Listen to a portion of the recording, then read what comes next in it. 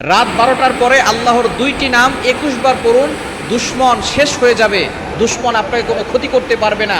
আপনার ঘরে সকল বিপদ আপদ থেকে আল্লাহ আপনাকে হেফাজত করবেন।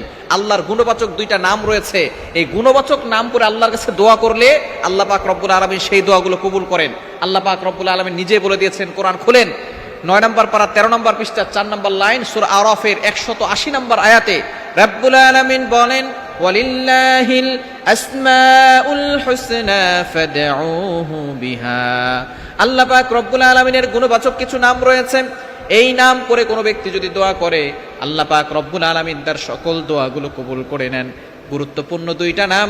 অনেক সময় আমরা বিপদে পড়ে যাই, অনেক সময় দুশমন আমাদেরকে ক্ষতি করে বিপদে ফেলতে চায়, অনেক সময় জাদু করে, অনেক সময় ব্ল্যাক ম্যাজিক করে, কুফরি কালাম করে। অনেক দুশমনরা আমাদেরকে ক্ষতি করার জন্য ওত পেতে বসে থাকে।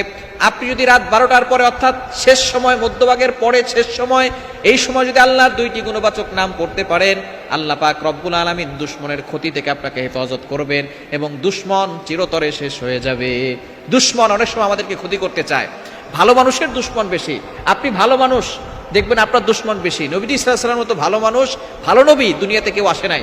নবীজি সাল্লাল্লাহু আলাইহি ওয়াসাল্লামের দুশমন কম ছিল না, বেশি ছিল?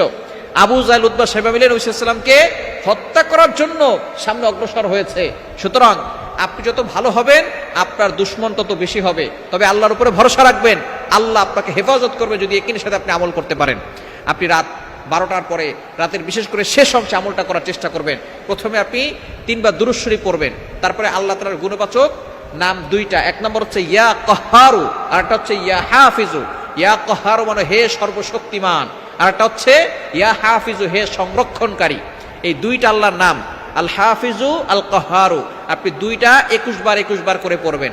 আল কাহ্হারু, ইয়া কাহ্হারু, ইয়া কাহ্হারু 21 বার, ইয়া হাফিজু এটাও 21 বার। এই দুইটা নাম 21 বার করে পড়ে এরপরে আপনি আবারও দুরূদ শরীফ করে আল্লাহর কাছে দোয়া করবেন। যে দুশমন আপনাকে ক্ষতি করতে চাচ্ছে, দুশমনের নাম ধরে দোয়া করবেন, আল্লাহ অমুক আমাকে বিপদে ফেলতে চায়, আল্লাহ অমুকের থেকে তোমার শক্তি কোটি গুণ বেশি, আল্লাহ তুমি তাকে আমাকে বিপদ আপদ থেকে হেফাজত করো, আর তার দুশমনি থেকে আমাকে তুমি রক্ষা করো। এভাবে যদি আপনি আমল করতে পারেন, দুশমন চিরতরে শেষ হয়ে যাবে এবং আল্লাহ পাক রব্বুল আলামিন আপনাকে বিজয় দান করে দিবে।